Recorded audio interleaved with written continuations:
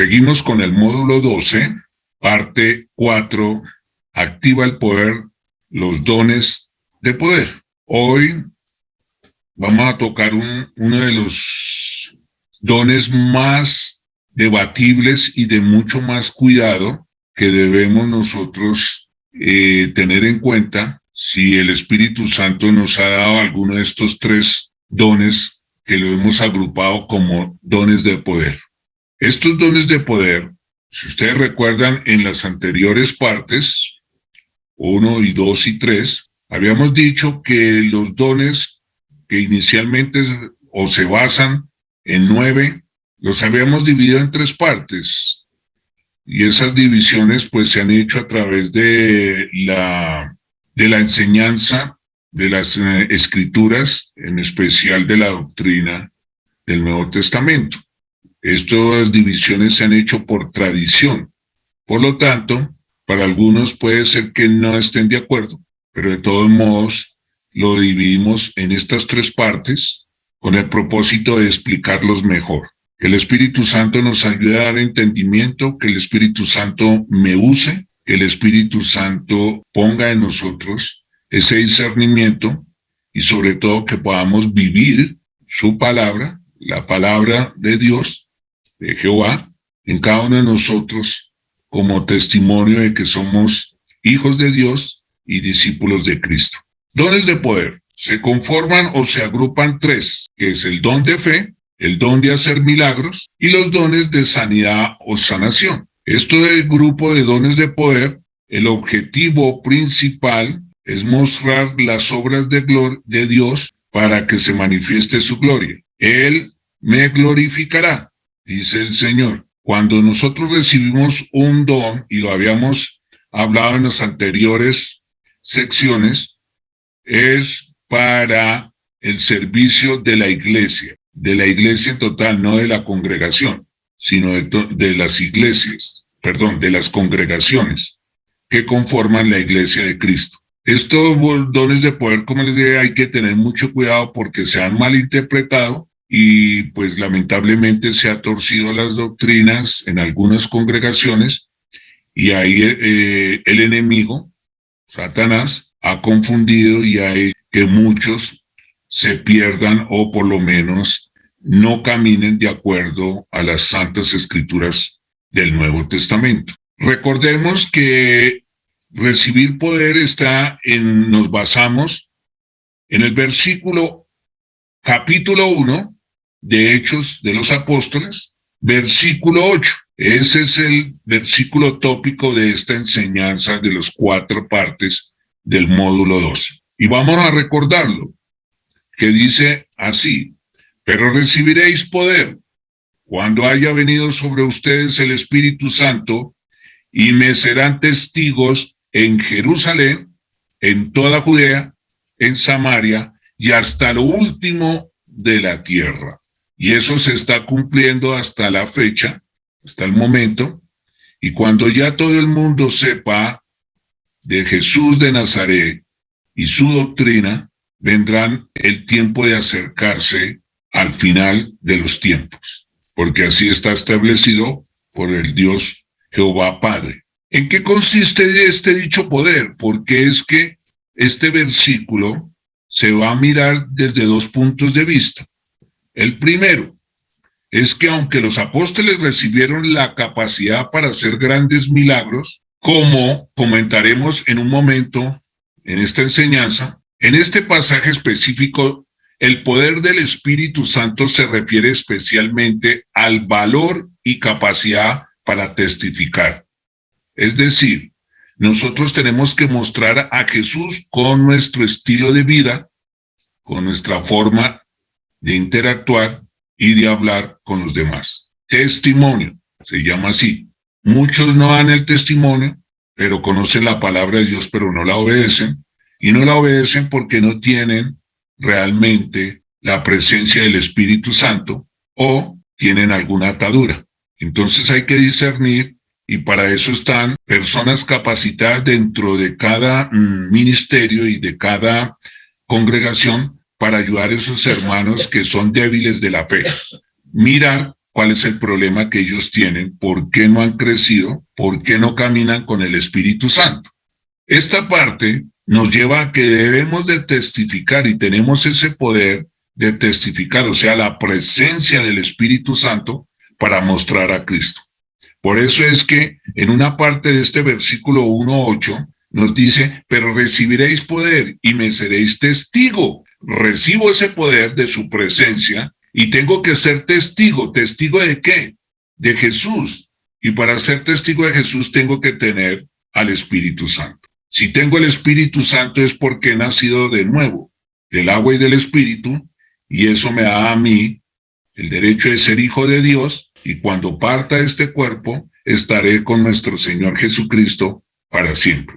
Que lo llamamos la salvación. El poder del Espíritu y el testamento están íntimamente ligados. Durante su ministerio, Jesús había dicho, pero cuando venga el Consolador, a quien yo enviaré del Padre, el Espíritu de verdad, el cual procede del Padre, mire que siempre Jesús le dio la dignidad y nombró siempre al Padre, porque Él viene del Padre para hacer su voluntad, no la voluntad de Jesús. Ahí nos muestra y nos da un testimonio de obediencia al Padre. Y dice, Él dará testimonio acerca de mí. ¿Quién? El Espíritu Santo. ¿Se dan cuenta?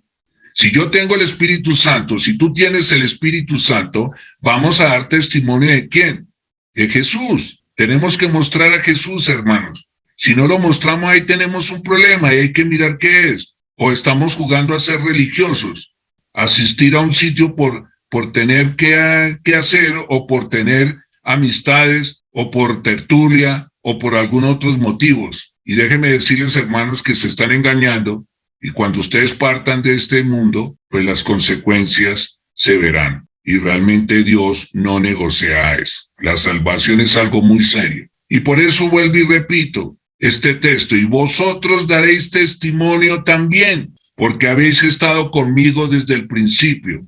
¿A quién le dijo? A los apóstoles. Todo aquel que tiene una comunión con Jesús, que ha recibido a Jesús, el Espíritu Santo se manifiesta con poder para que nosotros mostremos a Cristo con nuestras actuaciones.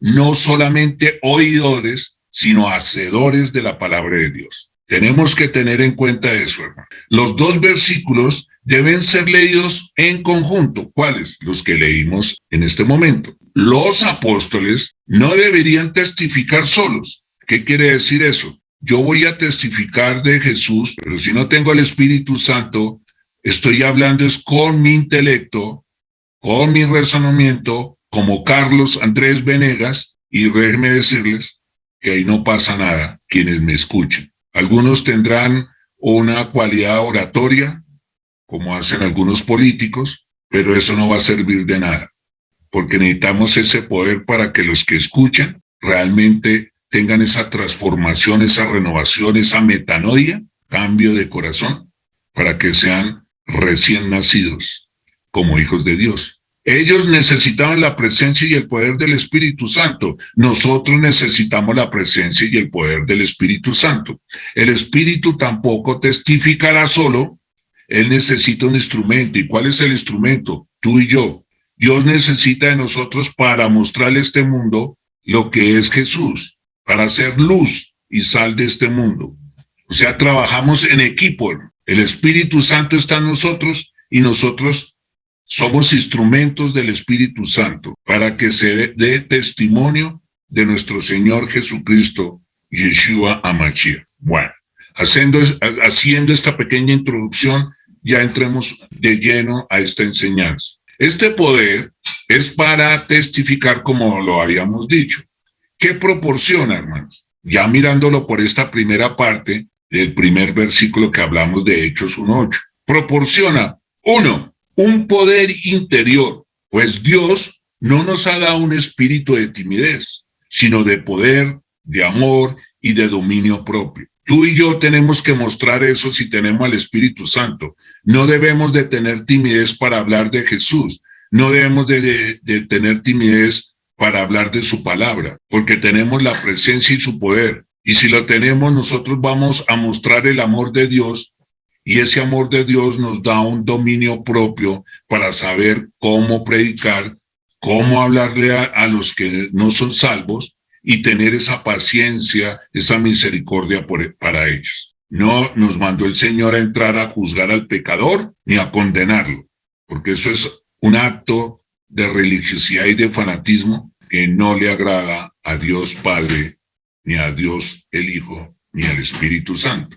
Y lo segundo que nos proporciona es el poder para proclamar el Evangelio, porque no me avergüenzo del Evangelio, como repetí anteriormente, porque es poder de Dios para salvación a todo aquel que cree, tanto al judío primeramente y también al griego. Aquí en el texto, cuando se refiere al griego, es a usted y a mí, que no somos judíos. En ese tiempo era la cultura helénica, y los judíos veían a todo el mundo que no era judío como de la cultura helénica. Entonces nos dan a entender que estamos ahí con la escultura y con las costumbres de los griegos. Por eso dice al judío primeramente y también al griego. Pero esta palabra de griego es generalizada para el resto de la humanidad. Lucas se refiere al poder sobrenatural. ¿Quién lo dijo? En el Evangelio de Lucas es donde nos muestra este texto, refiriéndose al poder sobrenatural que recibe únicamente aquellos sobre quienes desciende el Espíritu Santo. Ya teniendo la claridad de esta parte de poder, de los dones de poder, remontémonos al primer versículo que nos abre el camino del conocimiento de los dones de poder. Eso está, 1 Corintios 12, del 9 al 10. Y dice así: a otro, fe por el mismo Espíritu, habla Pablo. A otro, dones de sanidad por el mismo Espíritu, y a otro, el hacer milagros. ¿Qué está aquí diciendo Pablo, guiado por el Espíritu Santo? Que no todos los de una congregación tienen los mismos dones.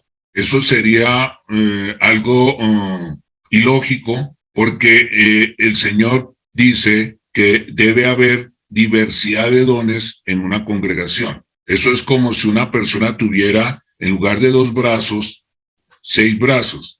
En lugar de una cabeza, 2 cabezas. Entonces, en una congregación debe haber hermanos con diferentes dones. Los dones de poder tienen como función impartir de manera sobrenatural poder a la iglesia para que se hagan señales y prodigios a favor de sus santos. Aquí es donde debemos de tener cuidado, porque a veces las señales y los prodigios o los milagros no los efectúa Dios. Los ángeles caídos, Satanás y esos demonios, también tienen cierto poder para engañar y hacer falsos milagros, falsas señales y prodigios. Y el Señor dice que debemos de tener mucho cuidado, porque ellos se disfrazan de ángel de luz. Vuelvo y repito, esta parte, estos dones de poder, hay que tener mucho discernimiento, mucho cuidado, quién los usa, cómo los usa y si realmente están bajo el poder y el control del Espíritu Santo. Por ello se le conoce a este grupo como el título de las manos de Dios en la iglesia. Miren lo importante que son estos 3 dones. Los dones de poder son menos frecuentes en la iglesia. Hoy en día, esos dones no lo tiene cualquiera, por eso es que no se ven con mucha frecuencia. Y lo vamos a ver aquí en adelante. ¿Por qué? ¿Por qué no se ven con mucha frecuencia? Por la sencilla razón que en la iglesia, debido a su mismo carácter, que se manifiestan milagros, señales y prodigios, ¿qué pasaría si se vieran a toda hora, frecuentemente? Pues esto dejaría de ser de carácter milagroso, porque la gente lo vería como algo normal. Y si ustedes se acuerdan o repasan o leen los 4 evangelios, nuestro amado Señor Jesucristo no estaba haciendo milagros a toda hora. Él lo que hacía era predicar la palabra, el mensaje del reino de Dios, la voluntad del Padre. Ustedes miran que no fue ni siquiera la mitad de su ministerio haciendo milagros. Los hizo en el momento que era propicio y para la gloria de Dios, pero no como quieren dar a entender ahora en algunas congregaciones, que venga por su milagro. Por ejemplo, venga Pacti y tendrá su milagro. Eso no es de Dios. Eso no es bíblico. Eso es una herejía. Las manifestaciones de estos tres dones no pueden volverse en rutina diaria, como cuando uno va a una tienda y consigue un artículo en cualquier momento. Mucho cuidado, hay que discernir, hay que madurar, hermanos. Los dones de poder siempre van acompañados de un don de revelación, que ya lo habíamos visto en el anterior grupo de la revelación, los dones de revelación. Por tanto, no operan a la voluntad del que lo posee. Es evidente que si yo tengo alguno de esos dones, no lo voy a ejercer porque yo quiero, sino porque el Espíritu Santo me indica en qué momento debo, ¿sí?, emplearlo de acuerdo a la voluntad de Dios, porque ese poder no es mío, es la presencia del Espíritu Santo. No tengo la libertad ni el control para efectuarlo cuando yo quiera, sino es Dios el que revela cuándo utilizarlo. Por eso hay que tener mucho cuidado cuando uno se congrega en las iglesias pentecostales, porque hay unas que lamentablemente muestran aparentemente esos dones, ¿sí?, para repartir milagros, prodigios y señales, como si estuviéramos repartiendo caramelos a los niños. Eso no es bíblico. El Señor es soberano cuándo puede ser utilizado y cuándo no. ¿Por qué? No sé, de pronto porque el Señor mira el corazón, con qué fe se acercan o con qué propósito, pero el que sí actúa para engañar, ustedes ya saben quién, el enemigo, el acusador. Los dones de sanidad o sanación, que vamos primero a tocar este don, esa palabra se conoce en el griego como milagro y su origen latín se conoce como miraculum o antiguamente milagro, que significa admirarse. En griego la traducción sería milagro, en latín, de acuerdo a la iglesia romana, es como una admiración o contemplar con admiración, con asombro o con estupefacción. Son aquellos por los cuales Dios cura un cuerpo enfermo de manera sobrenatural y sin la intervención de ningún medio. Estos milagros no se ven así porque sí a toda hora. El Señor es soberano si quiere sanar a alguien o no. ¿De qué depende? De nuestra fe, de la fe de la otra persona, del enfermo, de mi actitud en mi corazón. O sea, depende de muchas cosas. Entonces nosotros no podemos pensar que el Señor ahí, nosotros lo mandamos, oye Señor, cure a este. Oiga Señor, hágale el milagro a este, como algunos intentan enseñar. Si es que usted va a tener esto, cuidado, eso no es cierto, eso no es cierto, porque esas manifestaciones no las hace Dios al capricho de nosotros, ni nosotros tenemos el poder, ni vamos a decirle a Dios qué tiene que hacer. Sería atrevido de nuestra parte. Pero sí, vuelvo y repito, ¿quién está detrás de eso? Que puede aparentemente hacer un milagro o un prodigio y la gente cree que fue de Dios. Pero después se ven las consecuencias, hermanos. El engaño y la mentira que nos va a traer desgracia y desaprobación de Dios. Para el cristiano en general, el milagro sería un hecho sin explicación científica razonable, y es cierto.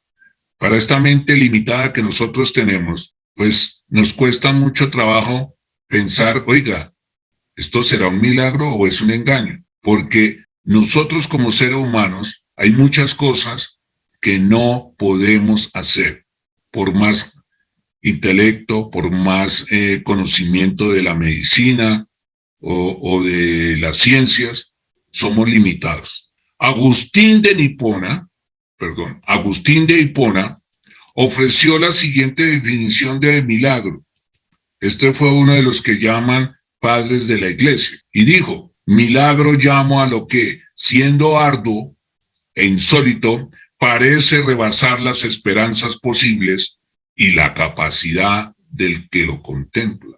Pero el mismo autor no pone tanto énfasis en los milagros como desafiando a las leyes naturales. En la década de 1980, el movimiento neocarismático volvió a enfatizar los milagros y la curación por la fe. Estos movimientos carismáticos y pentecostales hay que tener mucho cuidado porque no todos, y lo tengo que decir con dolor y tristeza, no todos son guiados por el Espíritu Santo. Hay que discernir. El Espíritu Santo se manifiesta. ¿Y cómo se manifiesta? De acuerdo a la palabra de Dios. Si yo tengo un versículo que me pone el Espíritu Santo y sobre ese versículo trabajo con mi don, es porque el Espíritu Santo está ahí guiándonos. Pero si no es así, no está bajo un versículo, la pregunta que debemos de hacernos, ¿será esto de Dios?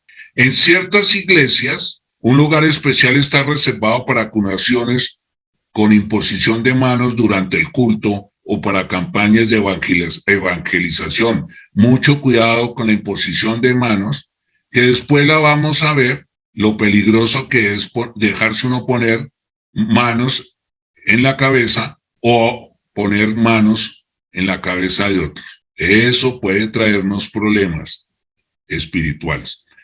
En ciertas iglesias, un lugar especial está reservado para curaciones con imposición de manos durante el culto o para campañas de evangelización. La curación por la fe o curación divina se considera una herencia de Jesucristo adquirida por su muerte y resurrección. Les comentaba que hay que tener mucho cuidado con la imposición de manos, porque eso no lo puede hacer cualquiera y tiene que ser guiado por el Espíritu Santo, porque nos podemos meter en problemas espirituales y cargar pecados ajenos.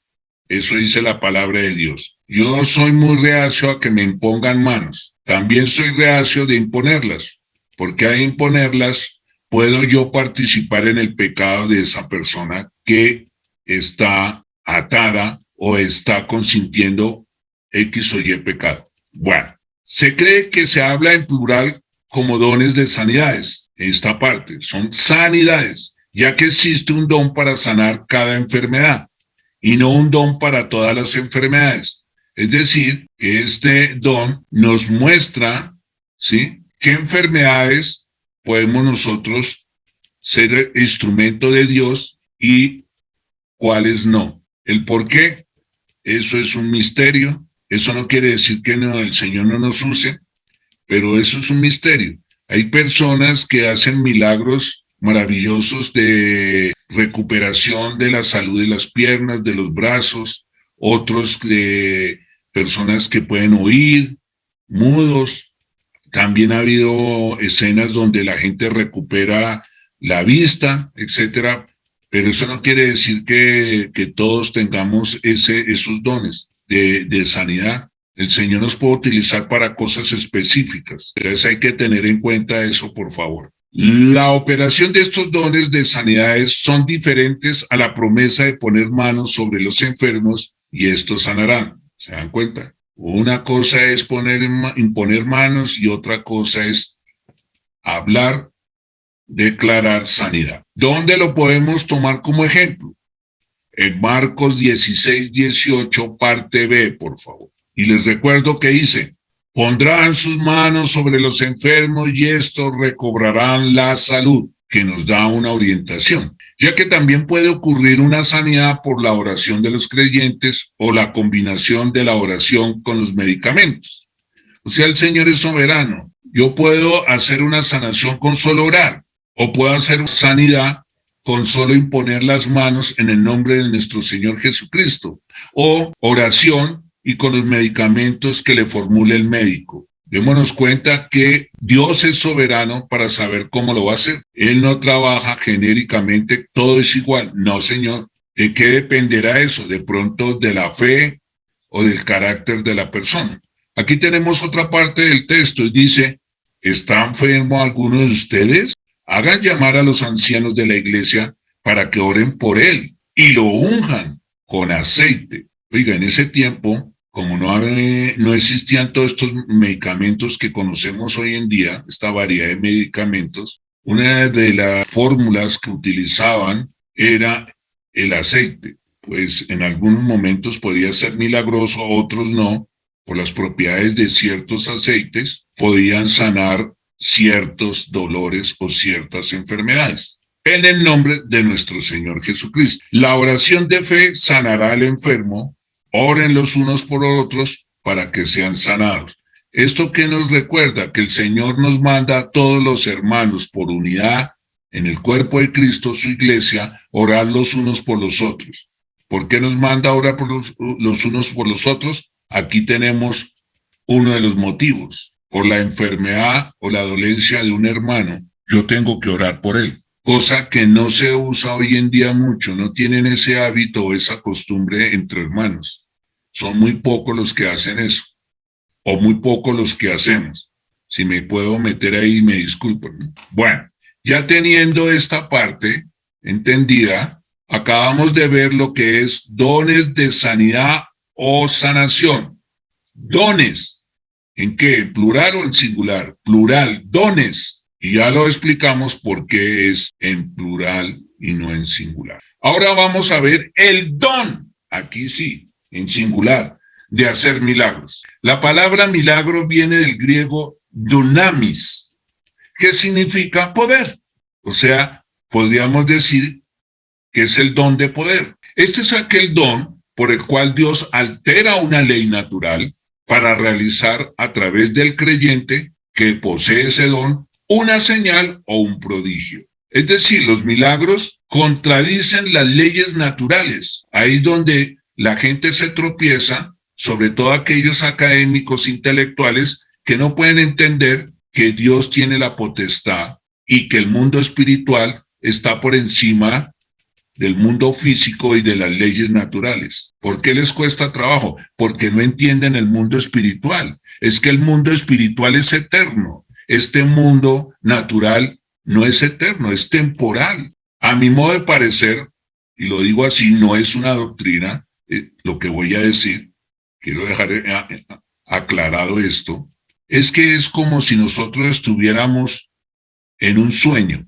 Cuando nosotros soñamos y nos acordamos de ese sueño, eso no quiere decir que sea la realidad, por más que sea una pesadilla. Es un sueño que de pronto, si es voluntad de Dios, se puede hacer realidad, pues bueno, pero es un sueño. ¿Y a qué llevo este ejemplo? ¿A qué lo llevo? A que nosotros aquí, si puedo hacerme entender, estamos como en un sueño en este mundo, que en cualquier momento nos despertamos. ¿Dónde? Cuando salimos de este cuerpo y nos vemos o nos enfrentamos a la realidad. ¿A dónde voy?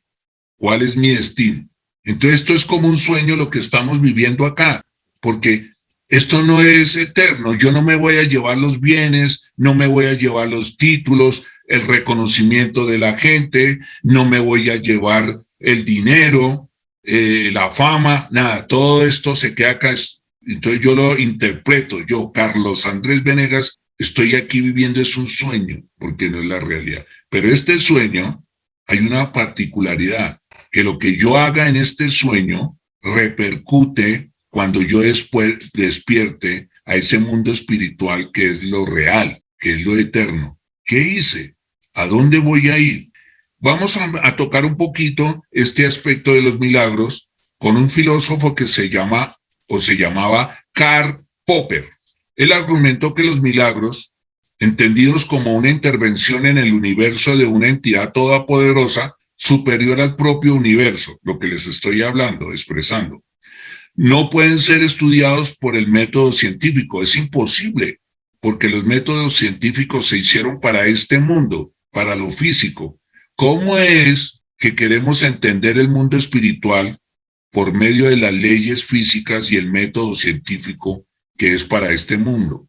¿No creen ustedes que es absurdo? Y eso es lo que lamentablemente muchos científicos intelectuales han caído en ese error, que no han entendido que una cosa es el mundo espiritual y otra cosa es el mundo físico. Según Popper, Una proposición no puede ser considerarse ajustada al método científico si fuese imposible verificar su eventual falsedad. Esto es relacionado a los milagros. Hablando de los milagros mismos, científicamente se pueden hacer hipótesis que buscan explicar un determinado fenómeno para demostrar o no una explicación al suceso por medio de un experimento. Ahí es donde se tropieza. El problema es que muchos de los que afirman la existencia de milagros suelen no efectuar un análisis serio antes de concluir que algo no tiene explicación. Además, parece, para muchos, una contradicción lógica afirmar que algo que no tiene explicación científica puede atribuirse a una explicación sobrenatural. Nosotros tenemos una mente limitada. Imagínense, eso es como coger a un niño de 3 años y decirle que si me puede explicar las leyes de la física. Imposible, ¿cierto? Eso hace que en la parte del mundo académico la existencia de milagros haya perdido credibilidad, y es cierto porque hay mucho engaño y charlatán, aún para personas teístas liberales, o sea, para los que conocen la palabra de Dios. El escepticismo científico busca descartar su existencia por medio de la lógica y mediante explicaciones naturales y analizar críticamente las evidencias dadas a una afirmación milagrosa. Es importante, hermanos, diferenciar entre un milagro que Dios opera a un don de milagros. Aquí también hay que ponerle cuidado. Tenemos que diferenciar un milagro que puede hacer Dios y lo que es un don de milagros, que es por un hijo que se le ha entregado ese don. En el caso de un milagro, la señal o portento es realizada sin la intervención de un hombre, como por ejemplo cuando Dios liberó a Pedro de la cárcel con ayuda de un ángel, algo que no se puede explicar. Un don de milagro opera a través de un hombre que es usado como instrumento por medio de la cual fluye el poder del Espíritu Santo para que se realice el milagro. Si vemos el caso de Pedro, nadie lo liberó ni con el don, sino fue directamente Dios que hizo el milagro de abrir la cárcel y sacar a Pedro de ahí. Nadie se explica cómo salió él de ahí, pero salió. Entonces aquí vemos y tenemos que discernir cuando es un milagro directo, si se puede decir así, de Dios, y cuando es un milagro por intermedio de un hermano que tiene ese don. Ahora entremos al tercer don, que se llama el don de fe. Aquí sí que nos vamos nosotros, si no estamos bien cimentados, a tropezar y algunos desfallecen por su fe. Hablar de fe es algo muy complicado, porque es algo tan personal y no todo el mundo tiene el mismo nivel de fe. Hay personas que tienen un nivel de fe muy bajo, muy débil, como decía Pablo, todavía alimentándose de lechecita, y hay otros que tienen una fe tremenda, muy fuerte, una espiritualidad muy avanzada, y ahí es donde se nota este don de fe. Es muy diferente la fe tuya a la mía, la fe natural, al don de fe. También hay que tener en cuenta eso. A todos los creyentes se les ha dado la fe salvadora de parte de Dios. A eso sí lo tiene todo el mundo. Pero eso no quiere decir que esa fe salvadora que tú y yo tenemos, en que somos salvos, hijos de Dios, lo creemos, lo vivimos, eso no tiene nada que ver con el don de fe, que es otra cosa. Aunque nos liga por medio de la fe. Mi fe, tu fe, ¿sí? Estamos hablando desde fe, pero el don de fe ya es otra cosa.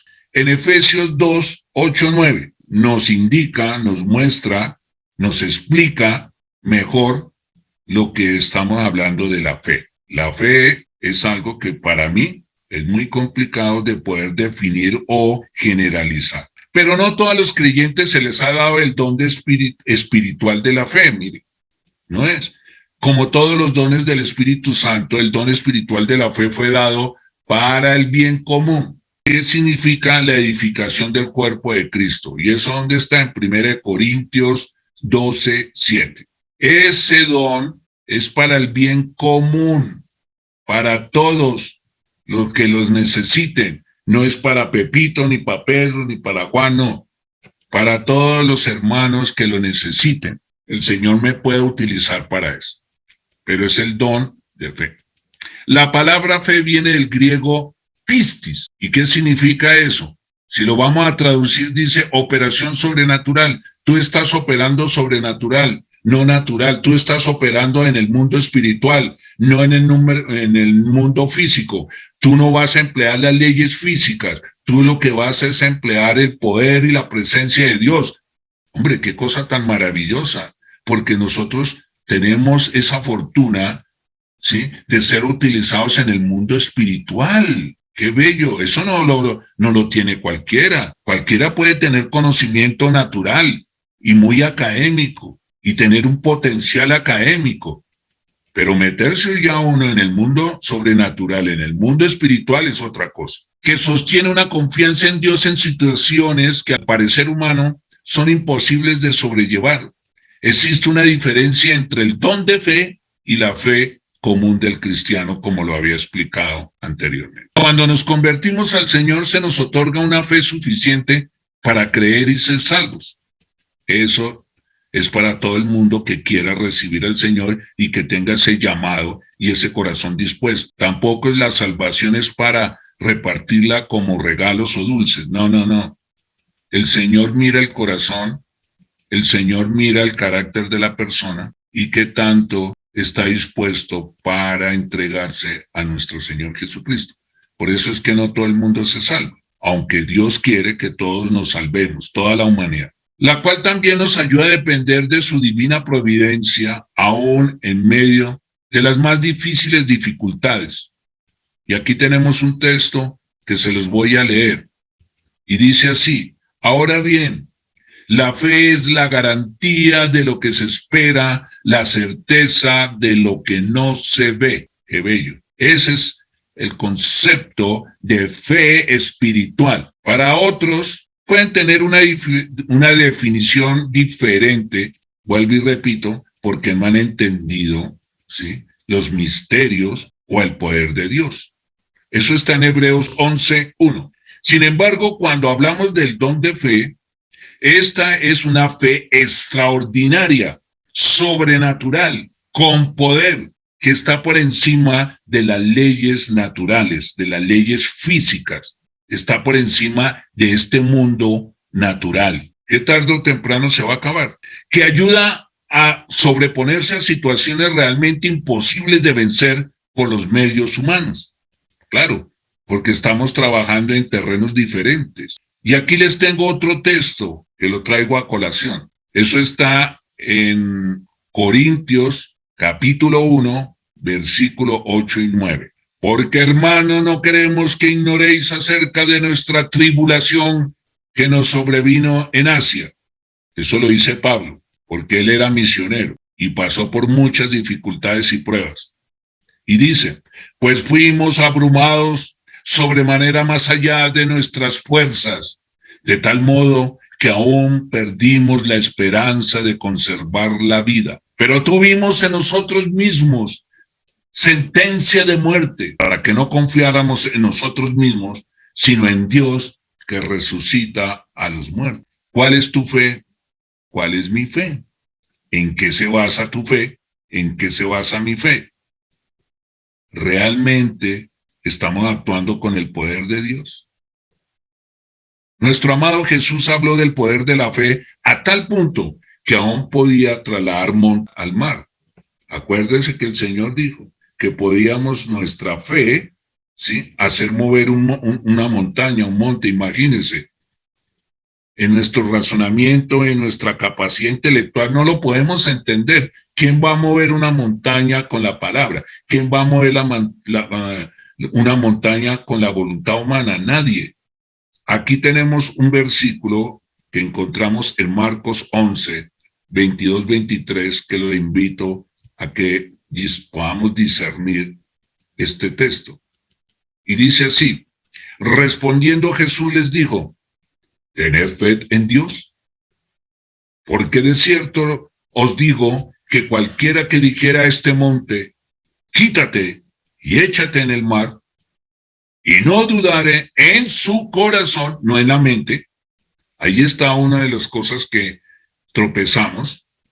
La gran mayoría de nosotros, ¿sí?, nos basamos en lo que creemos aquí en nuestra mente, en nuestra biomáquina, en nuestra cabecita. No, señor, es mucho más que eso. Y no dudar en su corazón, sino creyere que será hecho lo que dice, lo que diga, le será hecho. Mire eso. ¿Sí ve tan complejo que es el don de la fe? ¿Sí ve tan complejo tener fe en ese mundo sobrenatural y espiritual?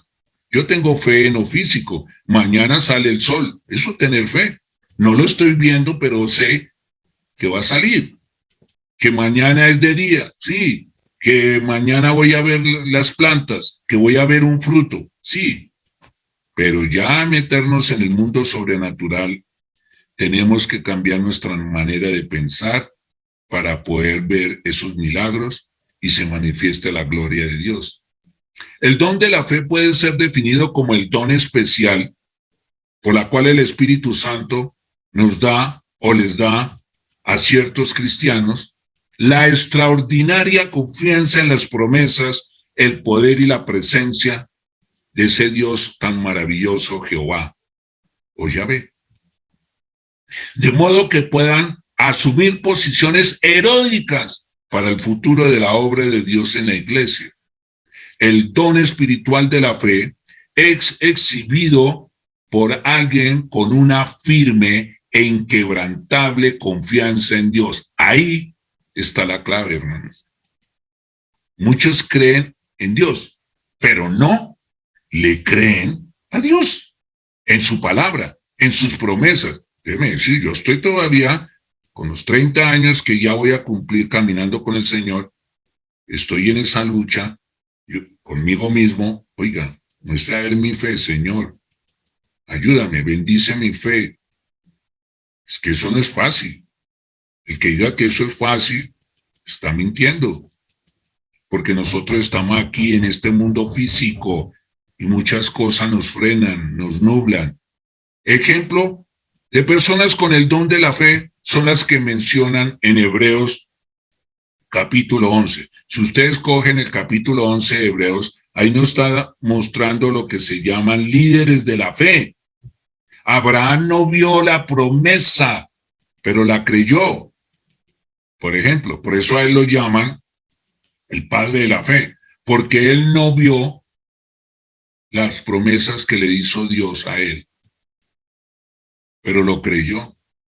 Lo creyó. Ahora que él está en la presencia del Señor, pues él sabe que se cumplió. Pero él, mientras estuvo acá, en este mundo físico, no lo vio, pero lo creyó. ¿Qué crees tú? ¿Hasta dónde tú puedes creer que Dios te bendice? ¿Cuáles son las promesas que Dios te ha dado? ¿Lo crees?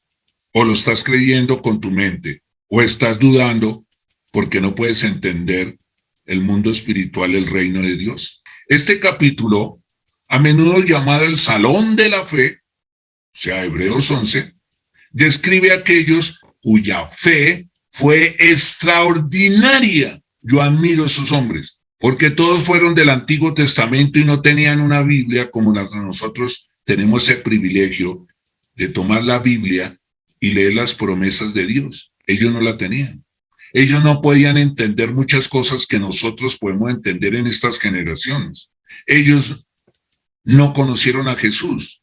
¿Cuánto darían ellos haber escuchado a Jesús predicando, conociéndolo en este mundo como sí lo pudieron hacer los apóstoles y muchos discípulos? Qué privilegio que tenemos nosotros. Por ejemplo, la fe de Noé es algo extraordinario.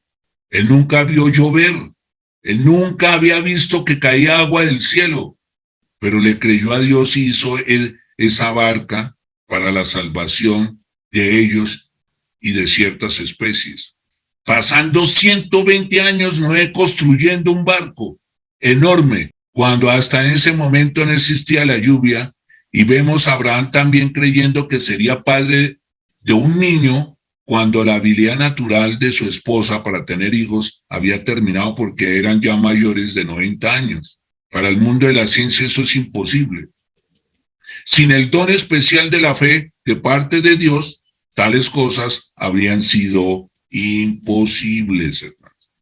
En resumen, y para terminar, Dios ha dado a todos los cristianos la fe salvadora, que eso no se puede negar y es para todos. Pero el don espiritual de la fe es dado a algunos que seguramente, lo digo yo, tienen un corazón preparado para creer lo imposible y para entender el mundo espiritual y su poder, que exhiben una cantidad extraordinaria de fe en su caminar cristiano y que, por su fe, son una alegría y un estímulo para los hermanos, para el cuerpo de Cristo. Que el Señor nos siga guiando, avivando y llenando con su Santo Espíritu. Que el Señor nos ayude a hacer su voluntad, no la nuestra. Que el Señor nos ayude a que estemos velando y orando, esperando el regreso de nuestro Señor Jesucristo por nosotros, por la iglesia. Que el Señor ayude a aquellos que están tibios, que se han devuelto, que están engañados o atribulados, enfermos, y los levante para su gloria. Que el Señor no nos permita seguir engañándonos y que nos mantenga en su palabra y en el poder con el Espíritu Santo. Que nos llene con el Espíritu Santo. Les agradezco su atención